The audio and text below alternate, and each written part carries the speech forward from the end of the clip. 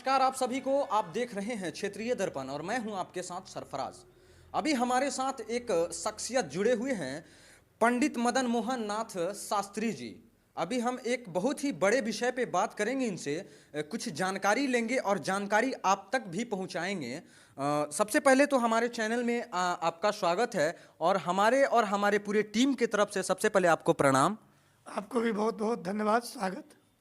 Sir, हम ये जानना चाहते हैं कि ये मकर संक्रांति जो है, ये क्यों मनाया जाता है?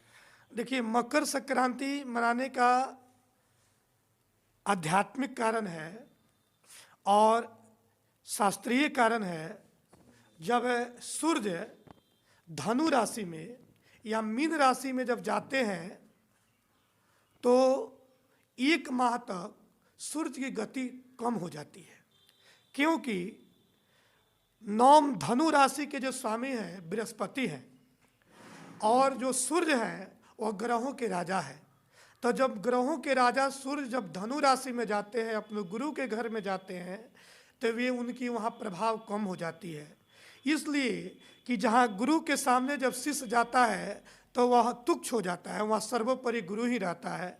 तो वहाँ सूर्य कुछ भी निर्णय नहीं ले पाते हैं, सब गुरु पर छोड़ देते हैं और गुरु की सेवा में लग जाते हैं, जिसके कारण सूर्य की गति कम हो जाती है। और सूर्य की गति कम होने के कारण एक माह तक कोई भी मांगलिक कार्य है बिना गुरु के बल के, बिना गुरु के शुद्धि के नहीं होता है। और गुरु बृहस्पति अपने राजा सूर्य की सेवा में लग जाते हैं और सूर्य गुरु के सब कुछ मानकर उनकी सेवा में लग जाते हैं, जिसके कारण गुरु के बल कम होने से कोई भी मांगलिक कार्य नहीं किया जाता है। जी। हमारे शास्त्रों के अनुसार जात कर्म, नामकरण, निष्करण, अन्नप्राशन, चूड़ाकरण, कर्मवेद, विवाह, उपनयन, वेदारंभ, समावर्तन आदि संस्कार, विवाहादि संस्कार इस खरवास में एक माह तक वर्जित रहता है।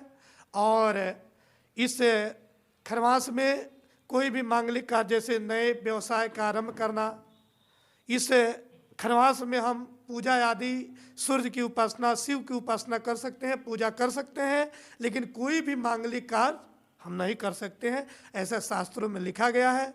और वहीं सूर्य जब मकर राशि में जाते हैं अर्थात अपने शत्रु के घर में जाते हैं तो मांगलिक कार्य प्रारंभ हो जाता है। वहाँ से सूर्य की गति तेज हो जाती है, गुरु भी बलवान हो जाते हैं, तब से सभी मांगलिक कार्य होने लगते हैं। इसीलिए मकर संक्रांति मनाया जाता है, खुशी मनाया जाता है कि सूर्य अपने गुरु के घर से आ रहे हैं और गुरु भी अपने राजा को विदाई करके अपने पूर्ण बाल्यावस्था में आ जाते हैं, तो सभी मांगलिक कार्य प्रारंभ होने लगते हैं।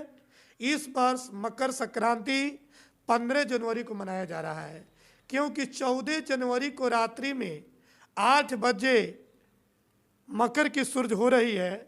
और लिखा है कि जिस दिन संध्या काल के बाद संक्रांति होती है तो अगले दिन पुण्यकाल माना जाता है। तो इस वर्ष पुण्यकाल 15 जनवरी को माना जाएगा। इस समय दान, उपदान, उन्नी वस्त्र, अन्न दान का महत्व पुण्य है। इस समय जो पुण्यकाल में दान किया जाता है उसका करोड़ों वर्षों तक कभी विनाश कि ये तो बहुत ही हर्षोल्लाह के साथ मनाया जाता है। इसको मनाने का सही तरीका क्या होता है? इसका मनाने का सही तरीका यह है कि हम लोग प्रातः काल में जग कर नित्य क्रिया से निवृत्त होकर नदी में या घर में ही या कोई तीर्थ में स्नान करके, घर में ही स्नान करते हैं तो गंगाजल थोड़ा सा जल में डालकर स्नान करें। स्नान करने के बाद जग्गो पवित्र को बदले, वस्त्र पहने, वस्त्र पहन के बाद तिल, चावल, बैगन, हल्दी इत्यादि का दान करे। हो सके तो उन्हीं वस्त्र का दान करे, पुस्तकों को दान करे, कुछ निर्धन निसहाय लोग हैं उन लोगों को भी दान करे। इस समय दान करने पर जो भी हम पुण्य करते हैं वह करोड़ों जन्मों तक उसका कभी नाश नहीं होता है। जी। दिए तेन उपकार ने देशे काले च पात्रे च तद्दानम सात्विकम विदु। जो अच्छे समय में सुपात्र को दान दिया जाता है उसका कभी विनाश नहीं होता है, वह दान सबसे उत्तम माना गया है। अच्छा, हमारे दर्शक को, हमारे व्यूवर्स को कैसे इसको मनाने का निर्देश देंगे आप? हम मनाने का यह निर्देश देंगे कि यह मकर संक्रांति है। इस दिन से कोई भी मांगलिक कार्य आप आरंभ करें तो वह पूर्ण होता है और मांगलिक कार्य आरंभ करने का पूर्णतः अधिकार प्राप्त हो जाता है। इसलिए हर्षोल्लास के साथ आप जो श्रद्धा हो, जो भक्ति है, उसी के साथ आप दान उपदान करें और दान करने के बाद आप उन्नी वस्त्र का दान करें। नहीं है उन्नी वस्त्र तो केवल चावल का दान करें, हल्दी का दान करें, जो संभव हो, जो उपलब्ध है उसी के अनुसार दान करें। लिखा है गीता में भी भगवान श्री कृष्ण कहे हैं, दरिद्रान भर कौन्तेय माँ प्रेक्षे धनम व्याधि तस्य उखदम पंथम नीरुजस्य किमौषधे। हे कुंती पुत्र अर्जुन, दरिद्रों को दो, जिसके पास धन नहीं है उसे दो। धनिकों के पास धन का क्या महत्व है। जैसे व्याधि तस्य उखदम पंथ्य नीरुजस्य किमौषधे, जैसे रोगियों का उपयोग, औषधियों का उपयोग जो रोगी हैं उनके लिए है, निरोग व्यक्तियों के लिए नहीं है।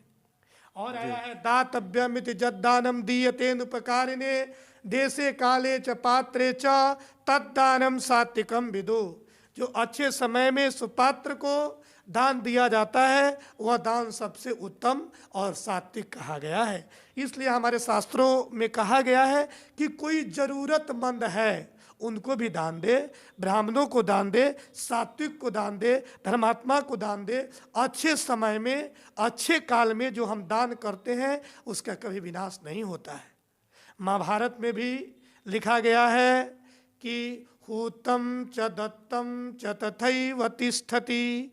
दिया हुआ दान जो है, जो गुण है, दान गुण है, उसका कभी विनाश नहीं होता है। जथा जलम जलम स्थानम गतम च सुसति।